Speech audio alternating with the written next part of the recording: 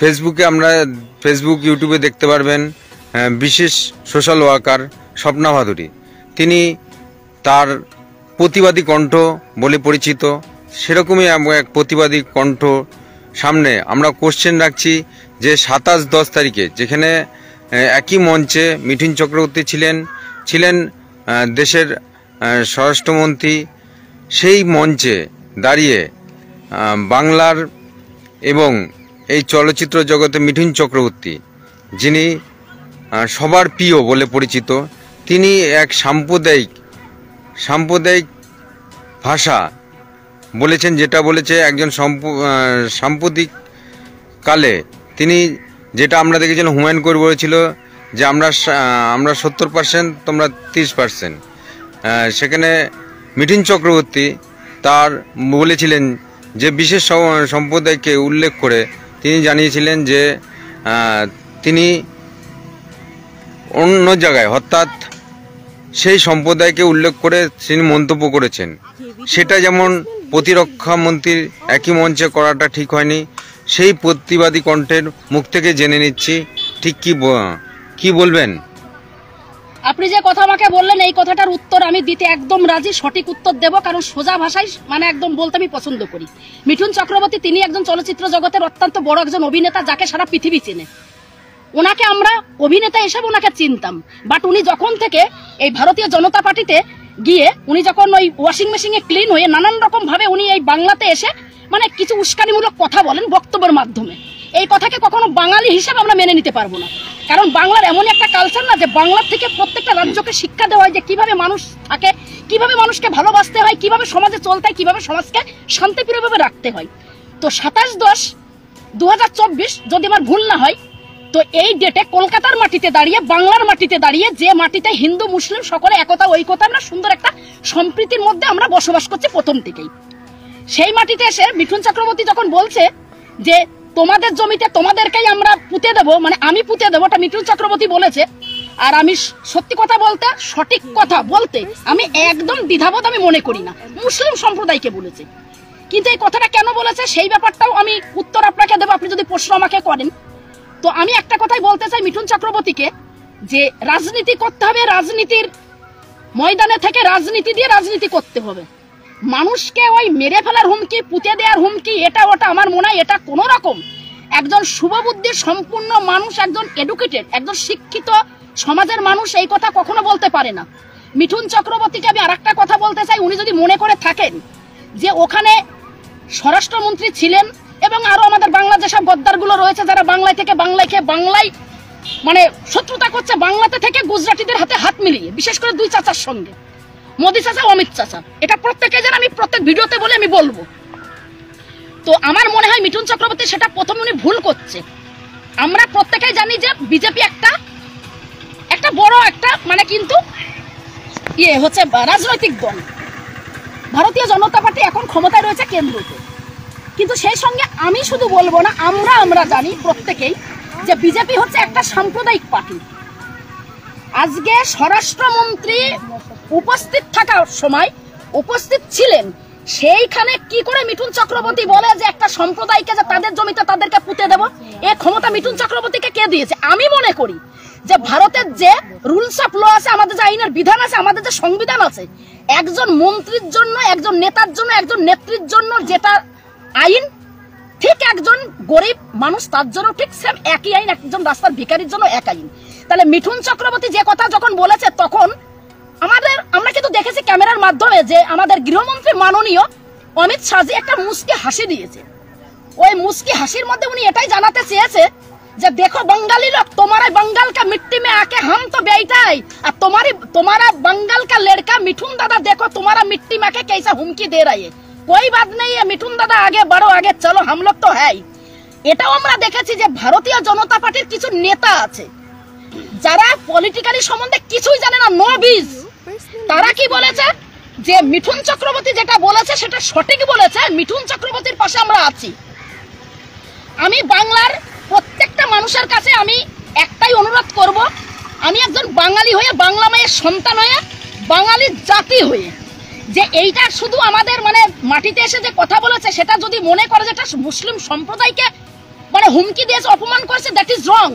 বাংলাকে অপমান করেছে মিঠুন চক্রবর্তী, কারণ ভারতীয় জনতা পার্টি প্রত্যেকটা টাইমে ওরা বাংলা বিরোধী কিন্তু কথা বলে, বাংলা বিরোধী কাজ করে, বাংলার বিরুদ্ধে কিন্তু প্রত্যেকটা টাইমে উস্কানিমূলক কথা বলে। আমাদের মা মমতাকে যেভাবে ওনারা বাজে বাজে কুরুচিকর মন্তব্য করে, শুভেন্দু অধিকারী তাকে বাংলার গদ্দার বলা হয়, তিনি তো আমাদের মা মমতাকে বলে হচ্ছে নানান রকম মানে তকমা দেয়, টাইটেল দেয়।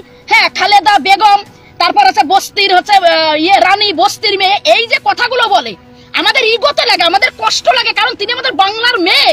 তিনি বাংলাটাকে আজকে 2013 থেকে 10 তো এসছে আমাদের মুখ্যমন্ত্রী, তাই তো 2010 এসছে, তো তবে থেকে এসে যদি হালটা না ধরতো বাংলার, তো বাংলার মানুষ বুঝতে পারতো যে বাংলাতে কিভাবে তারা থাকতে পারতো। আজকে মা মমতা ক্ষমতায় এসছে, টিএমসি ক্ষমতায় আছে, তাই আমরা প্রত্যেকেই মা বোনেরা আমরা প্রত্যেকে সুন্দরভাবে চলাফেরা করতে পারি, প্রত্যেকটা মানুষ আমরা একতা ঐক্যতায় থাকতে পারি। তো আমি মনে করি মিঠুন চক্রবর্তী বলে যে অপরাধ করেছে একটা সম্প্রদায়ের প্রতি, সেই অপরাধকে সাপোর্ট করেছে, মেনে নিয়েছে, মুস্কি হাসি দিয়েছে আমাদের ভারতবর্ষের মাননীয় স্বরাষ্ট্রমন্ত্রী অমিত শাহজি। তা আমি মনে করি যে মিঠুন চক্রবর্তী যা ভুল করেছে, অন্যায় করেছে, তার ট্রিপল গুণ অন্যায় কিন্তু আমাদের স্বরাষ্ট্রমন্ত্রী করেছেন। অতএব বাঙালি জাতির কাছে, বাংলার কাছে, বাংলার মানুষের কাছে, বাংলার সমাজের কাছে মাননীয় অমিত শাহজি এবং মিঠুন চক্রবর্তী ওনাদের সবাইকে ক্ষমা চাওয়া উচিত। কারণ ভুল ভুল, অন্যায় অন্যায়, অন্যায় কখনো ধর্ম, রং, জাতপাত কিন্তু এগুলো দেখে না। অবশ্যই ভুল বলেছে মিঠুন চক্রবর্তী, এটাকে কখনো মেনে নেব না। ওনার যদি ক্ষমতা থাকে একটা মুসলিমকে মাটিতে পুঁতে দেখে, মুসলিমরা যাবে না এগিয়ে, হিন্দুরা যাবে। কারণ আমাদের হিন্দুদের মধ্যে 95% আছে যারা সাম্প্রদায়িককে পছন্দ করে না, যারা কোন রকম ভাবে বিভাজন পছন্দ করে না, যারা প্রত্যেকটা ধর্মকে নিয়ে একতা ঐক্যতায় চলতে পছন্দ করে। কারণ কি জানেন, স্বামীজি যখন 1893 11 সেপ্টেম্বর আমেরিকা শিকাগো শহরে যখন আমাদের সনাতন ধর্মের প্রচার করেন, উনি একটা কথাই বলেছিলেন যে নিজের ধর্মের প্রতি শ্রদ্ধাশীল হতে, আর আস্থাশীল হতে, অন্য ধর্মের প্রতি শ্রদ্ধাশীল হতে। অতএব স্বামীজিকে যে মানবে, সনাতন ধর্মকে যে মানবে, অবশ্যই সে কিন্তু মিঠুন চক্রবর্তীর এগেনস্টে কথা বলবে। আমাদের ধর্ম কিন্তু শেখায়নি যে কাউকে কাটো মারো ধরো, আমাদের ধর্ম শিখিয়েছে শান্তিপ্রিয় ভাবে চলো, এইটুকুই আমি বলবো। আমরা জেনে নিলাম সরাসরি, এমনকি হুমায়ুন কবির যে কথাটা বলেছে সেটাও হুমায়ুন কবির যে কথাটা বলেছে সেটাও আপনি বলেন হুমায়ুন কবিরের কথা। দেখুন, হুমায়ুন কবির আমরা জানি যে তিনি একজন কিন্তু টিএমসির বিধায়ক। উনি মুর্শিদাবাদ জেলার ভরতপুর বিধানসভার কিন্তু এমএলএ। হুমায়ুন কবির একটা কথা বলেছিল লোকসভা ভোটের সময় সম্ভবত, যে মুর্শিদাবাদ জেলার তোমরা যদি 30% থাকো, আমরা আছি 70%। উনি বলেছিলেন এই কথা অন ক্যামেরার সামনে। 2 ঘন্টা লাগবে তোমাদেরকে ভাগীরথী গঙ্গায় ফেলতে, এটা হিন্দুদেরকে টার্গেট করে বলেছিল হুমায়ুন কবির। সেই কথার উপরে মানে অনেকেই কিন্তু টিএমসি থেকে তাকে কিন্তু বলেছিল যে টিএমসিতে থেকে এই ধরনের কথা কিন্তু কখনো বলা চলবে না, আর কখনোর জন্য দল কিন্তু মেনে নেবে না।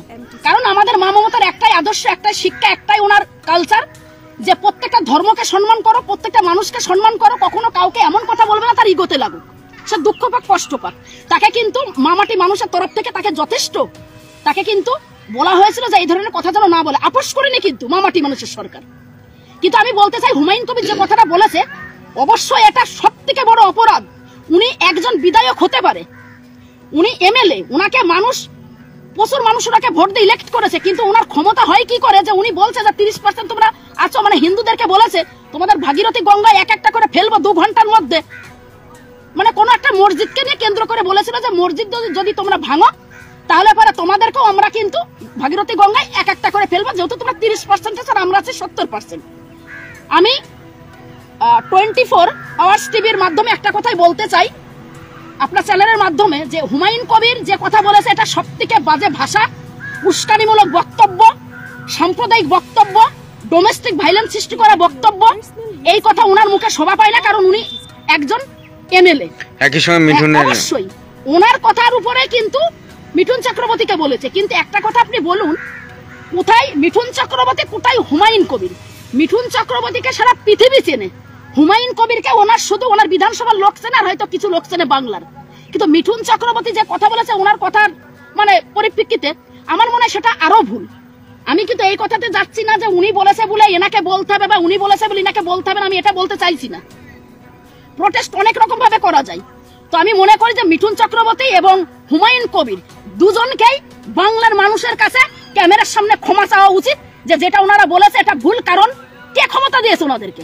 না ক্ষমতা দিয়েছে মিঠুন চক্রবর্তীকে, না ক্ষমতা দিয়েছে হুমায়ুন কবিরকে যে তোমরা ভাগীরথীর গঙ্গা ফেলো, কেউ বলছে মাটিতে দাপুড়ে দেবো। কে ক্ষমতা দিয়েছে এদেরকে? এদের কে এটা পাওয়ার দিয়েছে? এটা কখনো এই বাংলা সমাজের মানুষ মেনে নেবে না। দুইজনেই অপরাধী, দুইজনেই ক্ষমা ইয়েতে মানুষের কাছে, সমাজে, বাংলার মানুষের কাছে আমি মনে করি।